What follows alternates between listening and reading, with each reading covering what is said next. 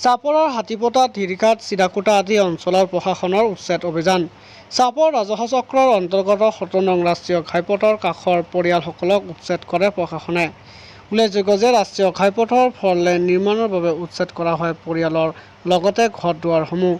ধুবুৰী জিলাৰ অতিৰিক্ত আয়ুক্ত চাপৰ ৰাজহ চক্ৰৰ বিষয়াৰ নেতৃত্বত চলা উক্ত উচ্ছেদস্থলীত মোতায়েন কৰা হয় আৰক্ষী, অৰ্ধসামৰিকৰ বিশাল বাহিনী।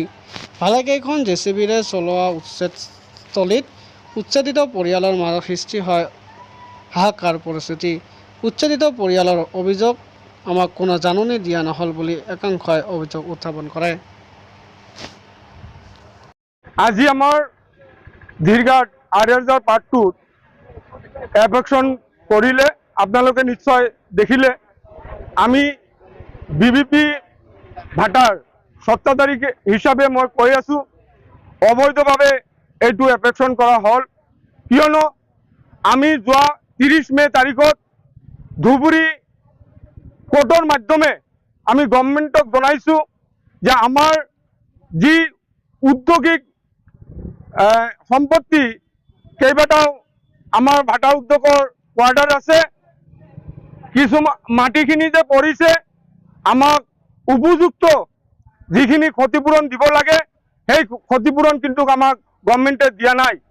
আমাক এই উদ্যোগিক মাটি হোৱা সত্ত্বেও সুৰুংগিতি হিচাপে ইয়াৰ মূল্য ধৰিছে আৰু তাৰ কাৰণে আমি চৰকাৰক জনাইছোঁ, কোৰ্টৰ মাধ্যমে আমি জনাইছোঁ আজি যি এফেকশ্যন কৰা হ'ল এই এফেকশ্যনটো অবৈধভাৱে কৰা হ'ল বুলি আমি কম। কিয়নো আমাক এটা জাননী নিদিয়াকৈ এনেকৈ এফেকশ্যন কৰাটো আমি কেতিয়াও দেখা নাই। এই চৰকাৰৰ এইটো অবৈধভাৱে কাম কৰি আছে। এই চৰকাৰক আমি ধিক্কাৰ জনাইছোঁ আৰু প্ৰশাসনক আমি ধিক্কাৰ জনাইছোঁ যে আগতীয়াকৈ জাননী নিদিয়াকৈ কেনেকৈ এই ঘৰ বাৰী ভাঙি দিব পাৰে। আমাৰ উদ্যোগৰ সম্পত্তি, এই উদ্যোগখন গঢ়ি উঠিবলৈ হ'লে কিমান টকা পইচাৰ দৰকাৰ হয় এইটো নিশ্চয় আপোনালোকে জানে।